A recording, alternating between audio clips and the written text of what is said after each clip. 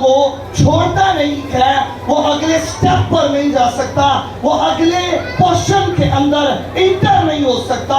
लेकिन इस दुनिया के अंदर, इस शरारत की दुनिया के अंदर बहुत से लोग हैं जो पार नहीं जाना चाहते। यीशु ने क्या लगा कि आओ कहां पर चले? पार चले। क्यों पार चले? क्योंकि उसकी वजह ये है, क्योंकि यीशु ये चाहता है कि पार जाकर मैं उनको वो चीज दिखाऊं जो आज तक उनकी जिंदगी के अंदर नहीं हुई है। पार जाने के लिए आपको अपने अंदर से निकलना जरूरी है। और सोचे कि जब तक एक बंदा पार नहीं गया, पार जाना दर हकीकत एक रूहानी तौर पे एक नया स्टेप लेना है।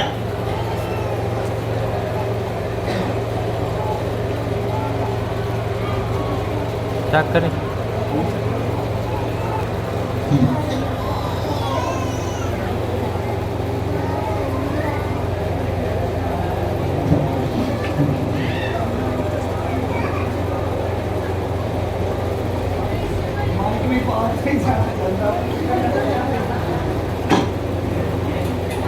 ओके, छोड़ दे, इसे छोड़ दे, छोड़ दे। मेरी आवाज कहाँ तक आ रही है? कितने लोगों को मेरी आवाज आ रही है? हालेलुया। मैं चाहता हूँ इसे छोड़ दे क्योंकि मेरा माइंड ज्यादा डिस्टर्ब हो गया और मैं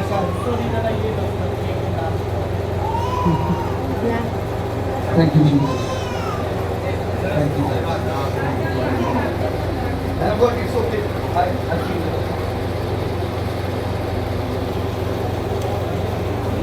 आइए अपने हाथ उठाइए, अपने हाथ उठाइए आसमान की तरफ। अपने लबों को खोलना शुरू करेंगे। माँ का शाखा विराट को तो जैसे लोग स्पिरिट से भरे हुए हैं, जितने लोग से भरे हुए हैं, अगर आप कोई स्पिरिट से भरे हुए हैं, अगर आप स्पिरिट के लबे हैं, वो आइए अपने लबों को खोलना शुरू करेंगे। आइए अपने मुंह को खोलिए। जैसे ही आप अपने मुंह को खोलेंगे, खुदा आप पे क्लेम मारने वाले का आज की शाम आपकी शाम है। आज की शाम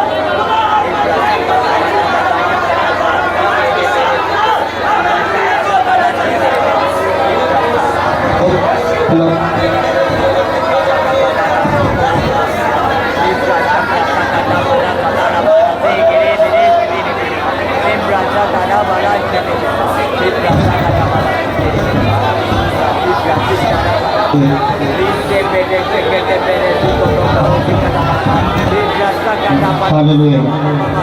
Hallelujah. Hallelujah.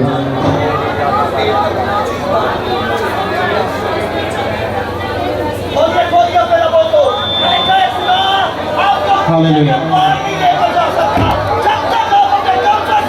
Hallelujah. Thank you, Jesus. Hallelujah.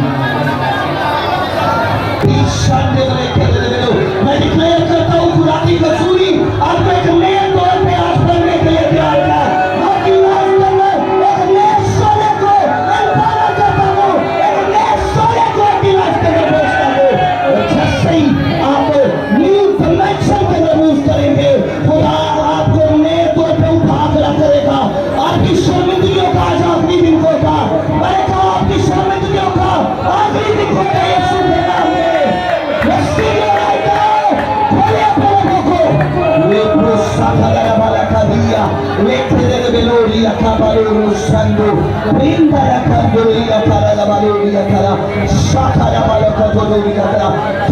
आप में से कई हैं जो अभी स्पिरिट से भर रहे हैं। मैं देख रहा हूँ एक नई फायर को आपकी लाइफ के ऊपर आते हुए। अपने हाथ उठाइएगा, फुली पर उठाइएगा,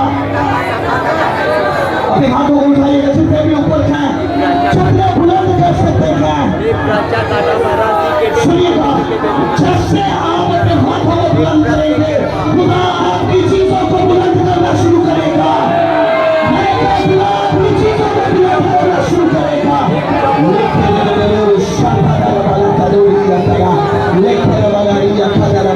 आपका सीजन बदले यीशु के नाम से। आपका सीजन बदले यीशु के नाम में। आपका सीजन बदले यीशु के नाम में। सुपरनैचुरली लेवल ओपन हो आपकी लाइफ के ऊपर। ओपन है यीशु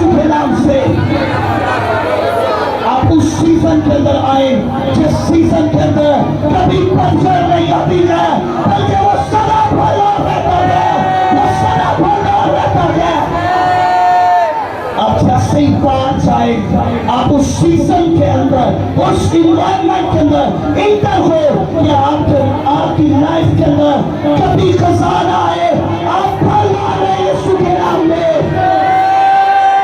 जैसे उसके कलाम में लिखा था, उस ट्रक के ऊपर 12 महीने फल लगता था, आपकी लाइफ के ऊपर मैं डिक्लेयर करता हूँ, हर मंथ आपकी लाइफ के ऊपर फल लगे यीशु के नाम से, फल लगे यीशु के नाम में।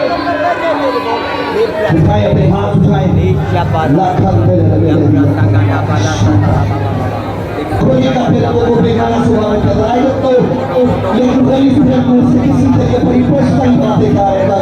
और मैं देख रहा हूँ कोई आज किसी के मुंह को बड़ी कोई घड़िया यीशु के नाम से गायब होने को है, गायब होने को है। Jesus से लगता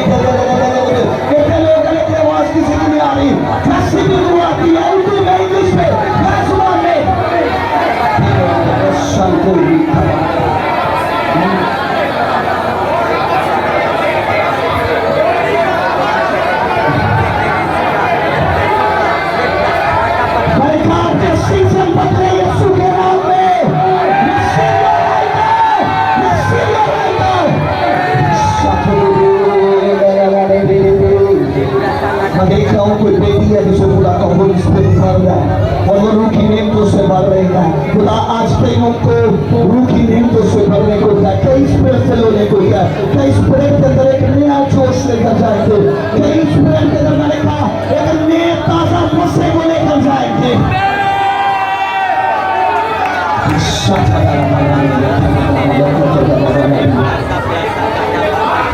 आपके दुश्मन आपके सामने घुटने टेकेंगे यीशु के नाम से, दुश्मन आपके सामने घुटने टेकेंगे। जो आपके अंगेस्ट है, खुदा उनको भी आपका दोस्त बनाने को है, उनको भी आपका दोस्त बनाने को है।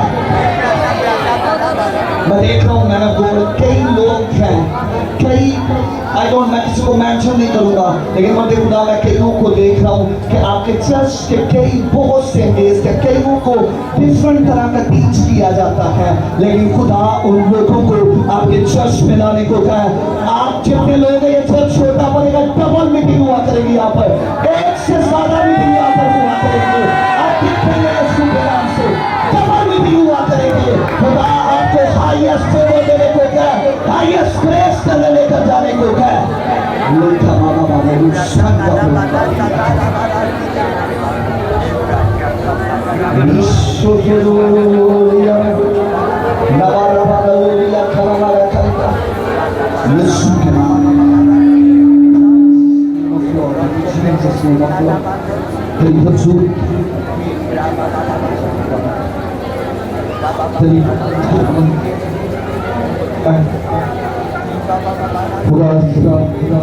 अपनी कुदरत के जोर में एक नया काम कर, और वो यही है कि वो आज में बिलीवर करने को है। आज की रात आपकी रात है यीशु के नाम पे। आमीन की आवाज बड़ी बीमारों वाली है। मैंने कहा आज की रात आपकी रात है। हालेलुया, जोरदार तालियां बजाएंगे।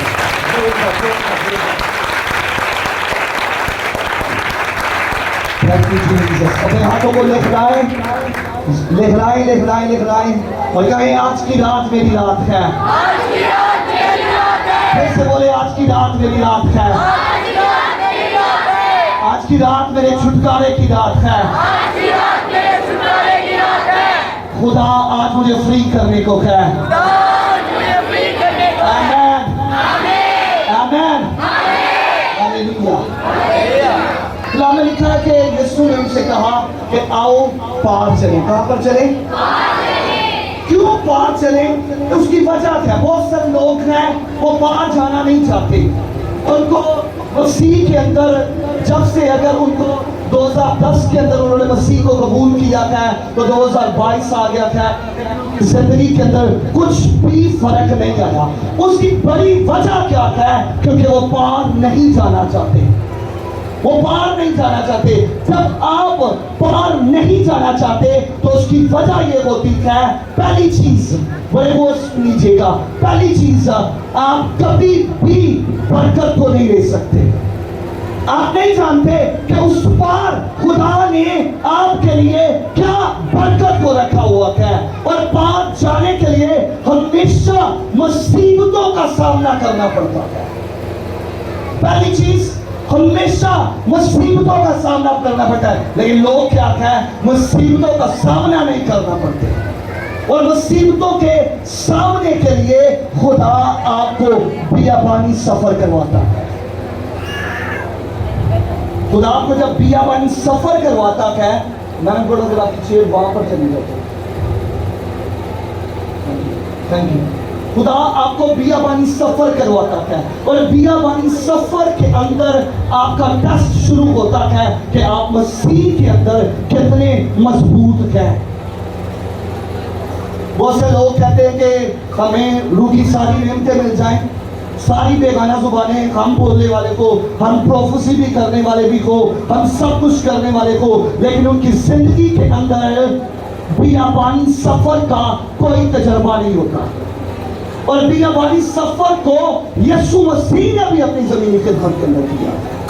और उस बियाबानी सफर के अंदर आपकी आजमाइश है कि आप मसीह में कितना मजबूत हैं, आप मसीह के अंदर कितनी मुसीबतों का सामना कर सकते हैं। जब तक आप बियाबानी सफर नहीं करते, याद रखें कभी भी आप खुदा के जलाल को नहीं देख सकते हैं। इस ग्लोरी को जैसे आपने लिखा हुआ है, आप कभी भी उसका तजर्बा नहीं कर सकते। खुदा ने जैसे ही मूसा को बियाबान के अंदर भेजा है, और बियाबान के अंदर वो 40 बरस का सफर किया उसने।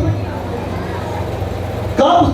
जब वो मिस्र के अंदर किसी को कत्ल करके क्या कर गया है, भाग गया है। और लिखा कि जब वो बियाबान के अंदर था, खुदा ने उसे पहाड़ की कहां पर बुलाया है, परली तरफ।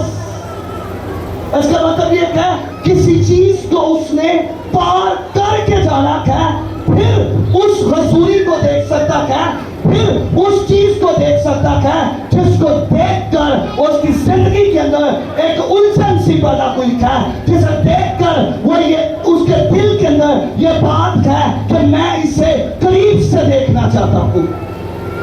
और मूसा कोई नॉर्मल बंदा नहीं था, मूसा साइंटिफिक बंदा था, वो पढ़ा लिखा बंदा था, और वो चीजों को ऑब्जर्व करता था, वो चीजों को जानता था कि ये चीज जो झाड़ी चल रही है ये मामूली नहीं है।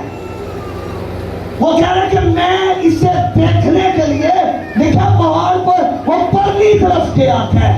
वो जैसे ही वो गया है, उसे नहीं पता कि जब वो पहाड़ की परली तरफ जाएगा उसकी डेस्टिनी चेंज हो जाएगी, उसकी डायमेंशन चेंज हो जाएगी, उसके चलने का स्टाइल बदल जाएगा।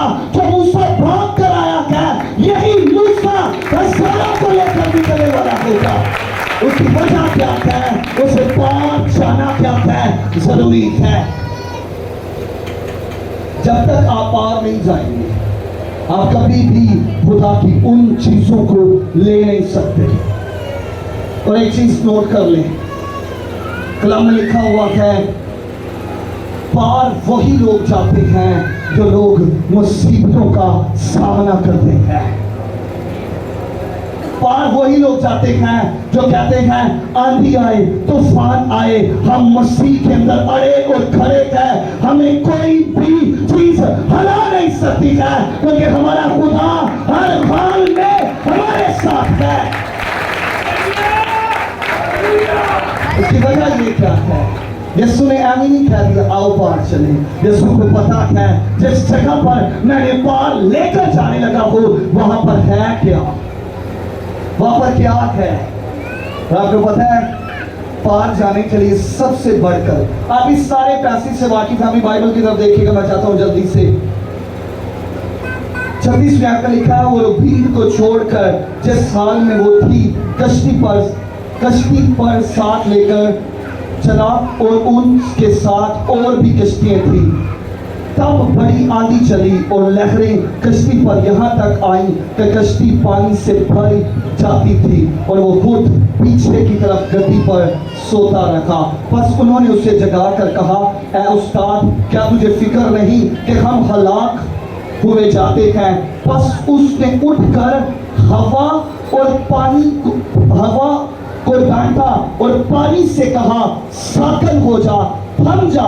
बस हवा बंद हो गई और बड़ा अमन हो गया। होता है। कितने लोग इस सारी स्टोरी से वाकिफ हैं? आपने बड़ी बात सुनी होगी, बड़े गौर से मेरी बात को सुनिएगा।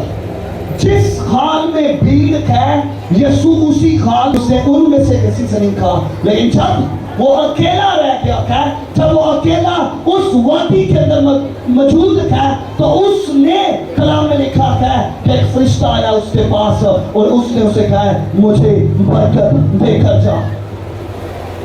ये कैसे हुआ है? और उसके बाद सारी आप स्टोरी को जानते हैं, जैसे उसने उसके साथ फाइट की है।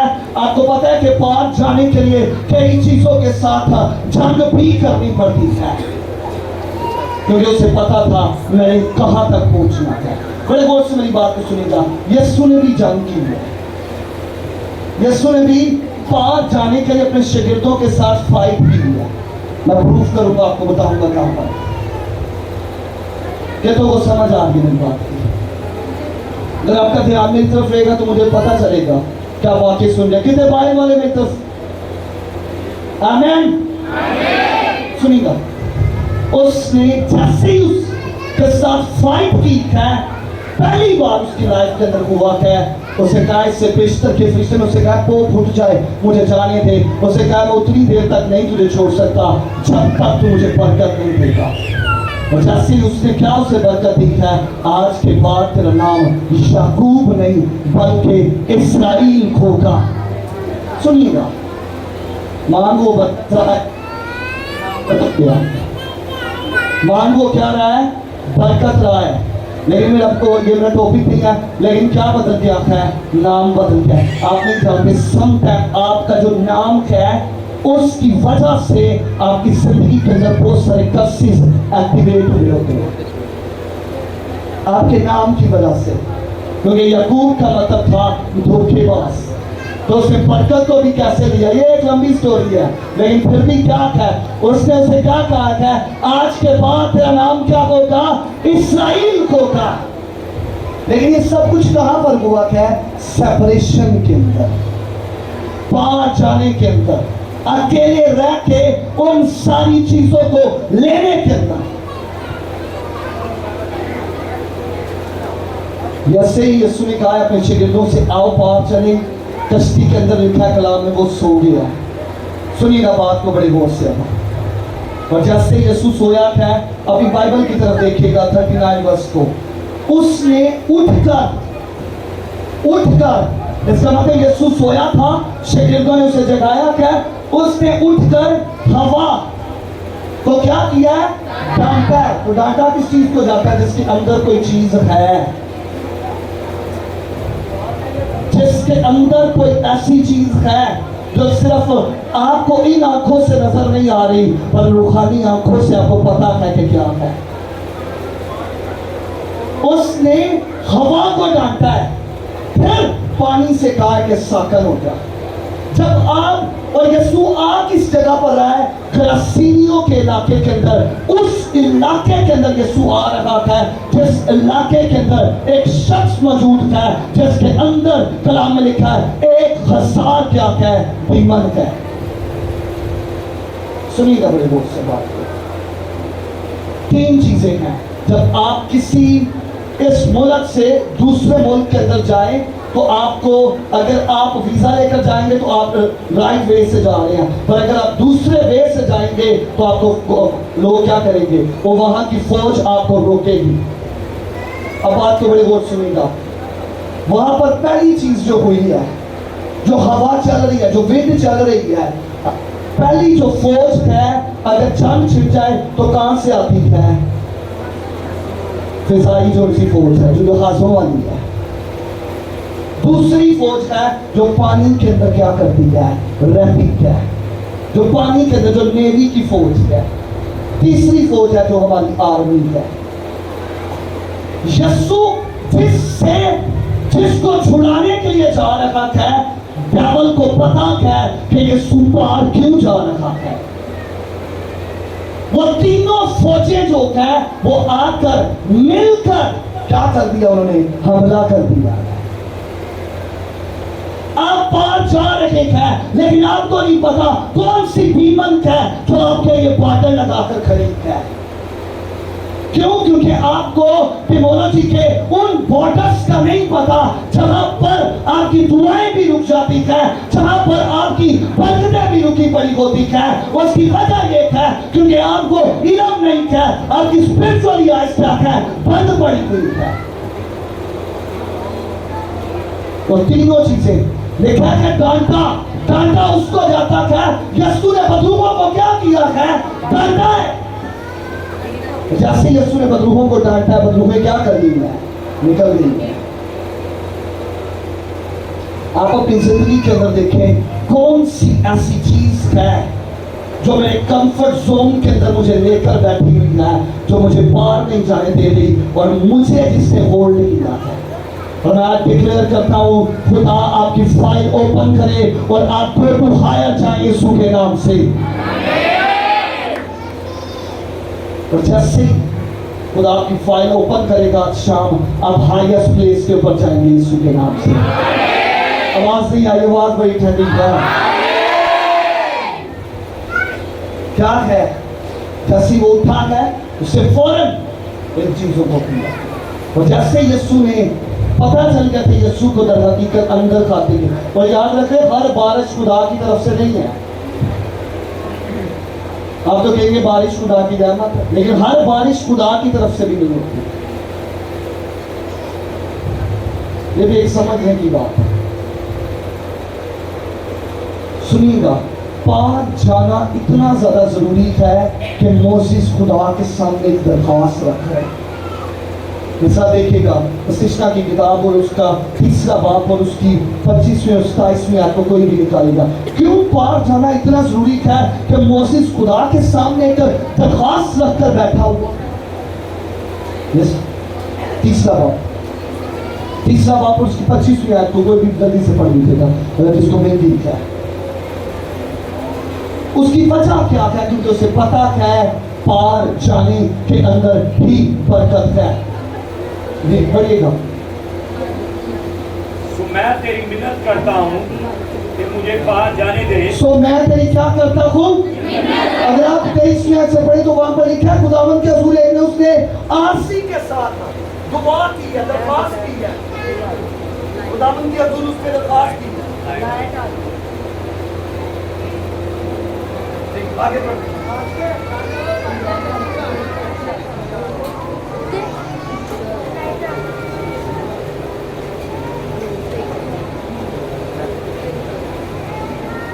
कि मैं भी उस अच्छे मुल्क को जो यरदन के पार है, मैं भी किस जगह पर? उस अच्छे मुल्क को जो जगह पर है यरदन के पार है। यह मूसा की दरख्वास्त है। क्यों? क्योंकि वो पार जाना चाहता है। उसे पता है उस मुल्क के अंदर, जिस मुल्क के अंदर वो पार जाना चाहता है, क्योंकि उसे पता है उस मुल्क के अंदर बरकतें हैं, उस मुल्क के अंदर अच्छी अच्छी चीजें हैं, जिस वजह से मैं इस कौम को क्या करके लाया हूँ? निकाल कर लेकर आया हूँ। बड़े गौर से एक बात सुनिएगा, आपके अगर डिजायर है पार जाने की, आप मर जाएं, लेकिन खुदा ने अगर आपकी डिजायर रियल है तो वह इतने लाजमी पूरी होती है। बेशक वो स्पिरिट के अंदर क्यों ना हो, और हुई या मूसा की डिजायर। सुनिएगा बड़े गौर से, मेरे तरफ देखिएगा सारी, और बड़ी गौर से भी ऊपर है। मूसा यहाँ पर खुदा से कह रहे मैंने पार जाना है, यरदन के पार जाना है, और यरदन के पार यरूशलेम है, जहाँ पर खुदा की हैकल, जहाँ पर खुदा की हजूरी है। लेकिन खुदा ने उससे कहा कि तू नहीं जा सकता। लेकिन जैसे मोसेस खुदावन में सो गया, कलाम में लिखा है कि जैसे यीशु मसीह इस दुनिया के अंदर आया है, बड़े गौर सुनिएगा, मरकज की इंजील उसका 9वां बाब उसकी पहली आयतों को मैं कोट करने का बड़े गौर सुनिएगा। जैसी वहां पर कलाम में लिखा है कि यीशु अपने 3 शागिर्दों को लेकर पहाड़ पर गया है, वहां सूरत गया है, बदल के लिखा है और मूसा और एलिया आकर उस पे बातें करने लगे हैं। आप अगर मसीह में हैं, आप मर भी जाए, आपकी इज्जत भी नहीं मरती क्या? खुदा एक दिन उन्हें पूरा करता क्या? क्योंकि वो चाहता था कि मैं पार उस जगह पर जाऊं। खुदा उसे जिस्मानी तौर पर नहीं बल्कि फिजिकली तौर पर लेकर के आता है।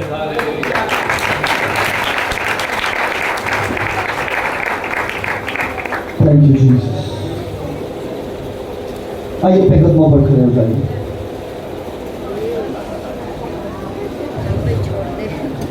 अगर आप बाहर जाना चाहते हैं तो अपने कदमों पर खड़े हो जाइए। और खुदा आपके मरने के बाद भी आई डिक्लेयर कि आपकी डिजायर को पूरा करेगा। अगर वो स्पिरिचुअली तौर पे है, अगर वो मसीह के अंदर जुड़ी हुई है,